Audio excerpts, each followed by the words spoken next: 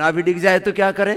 पवन muktasana 1 minute, उत्तान Padasana नौकासन 1-1 minute, 3 minute का काम है नाभि को ठीक करने का। और ये सब के लिए जरूरी है। नाभि डिगने से ही 99% रोग होते हैं। अब जैसे हम बड़े कारण बताते हैं ना बीमारियों के, करो। Less oxygen supply is the main cause of all diseases. Stress is the main cause of all diseases.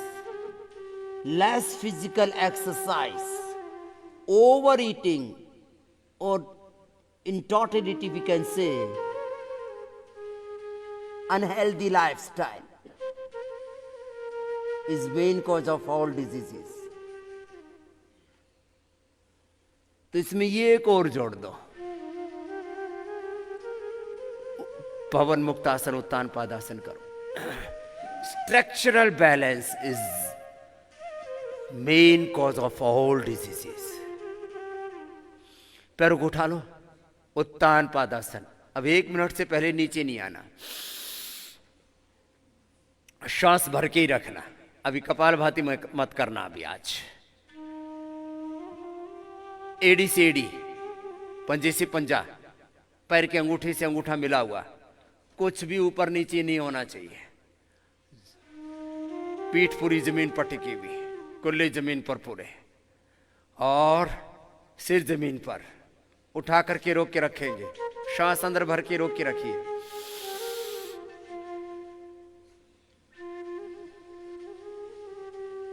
सब कुछ अपने आप सेट हो जाएगा। बहुत कुछ अब सेट है, body mind thoughts emotions energy के लेवल पर बहुत कुछ डिस्ट्रैक्शन है।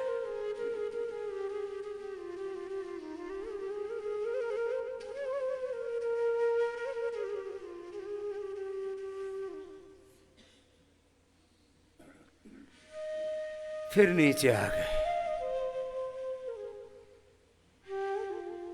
1 मिनट तक करने का अभ्यास होना चाहिए। और नौकासन हो जाए तो ये तो बेहतर है। दोनों तरफ से बैलेंस, संतुलन। Yoga for balance, yoga for structural balance, एक ही बात है। दोनों तरफ से उठाएंगे और उठा करके आधा मिनट तो कम से कम रुकेंगे। चलिए, आराम से उठाना। पहले दोनों हाथ जंघाओं के ऊपर, सिर उठाइए, फिर पैर उठाइए।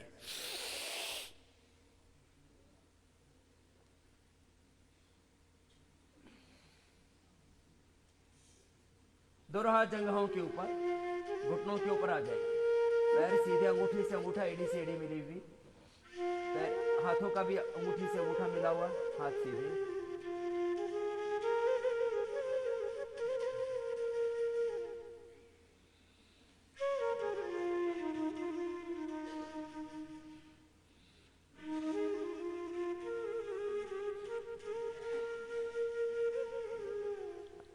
बहुतों के तो भी हाथ पैर ही कांप रहे हैं, कुछ तो पूरे कांपने लगे, हाँफने लगे। बाबा जी, देखने में तो सरल सरल अभ्यास लग रहे, लेकिन इसमें तो बहुत बड़ा घोटाला है।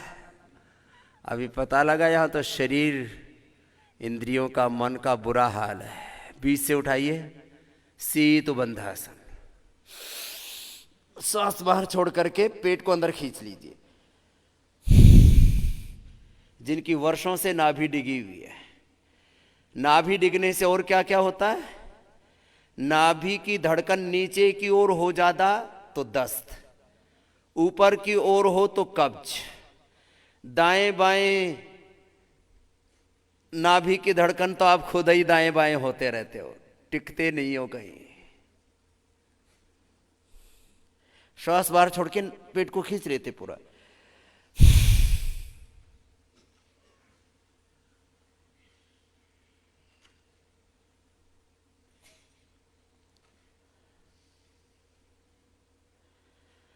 अब लास्ट करवा देते हैं स्ट्रक्चरल बैलेंस के लिए। योग में दोनों पैरों के तलवों को मिला लीजिए, पादांगुष्ठ नासा स्पर्शासन। ये जरूरी नहीं कि आपके पैर खींच करके और अंगूठे नासिका से लग जाए, लेकिन कोशिश सभी को यही करनी है, तो सभी को समान रूप से लाभ होगा। अंगूठे से नासिका को छू पाएंगे तो भी, और नहीं छू पाएंगे तो भी। दोनों हाथ की अंगुलियों को इंटरलॉक करके पैरों के पंजों को ही पकड़ लिया, बस इतना कर लिया तो भी तुम्हारा आसन हो गया है।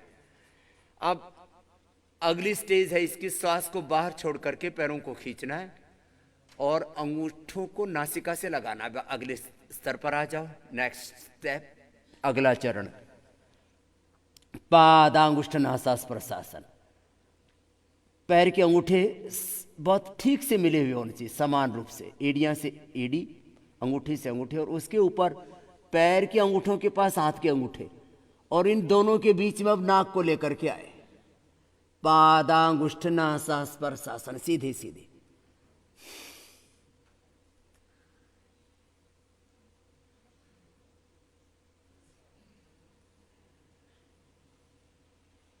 कुछ का तो हो गया, कुछ ने कोशिश तो की। रिलैक्स, शवासन। सब आसनों के अंत में शवासन करना चाहिए।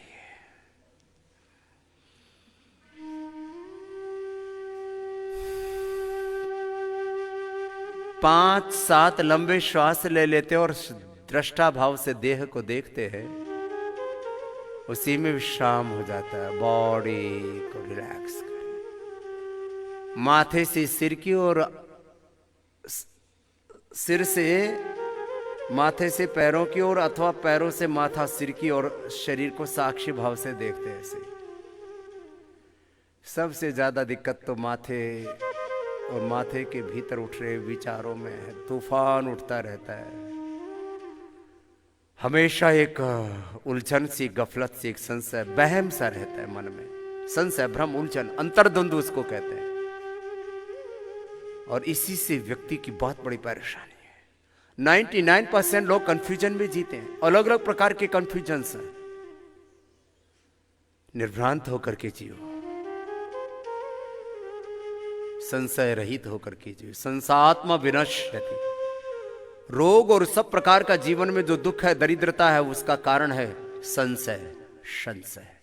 संशय नहीं करना। माथा, आंखें, चेहरा, गर्दन, कंधे, हाथ, फेफड़ा, पेट, पीठ, कमर, सब रिलैक्स, दृष्टा भाव से देखो।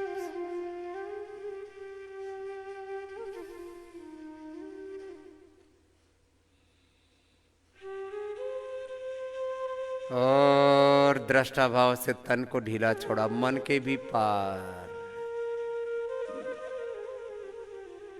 आत्मा और परमात्मा के द्वार अपने स्वरूप में मैं नित्य शुद्ध बुद्ध मुक्त स्वभाव सच्चिदानंद स्वरूप आत्मा,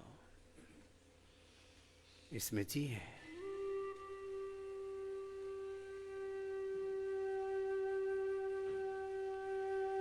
दोनों हाथों को ऊपर उठा लें, दोनों हाथों को ऊपर रखने, अब आंखें खोल लें।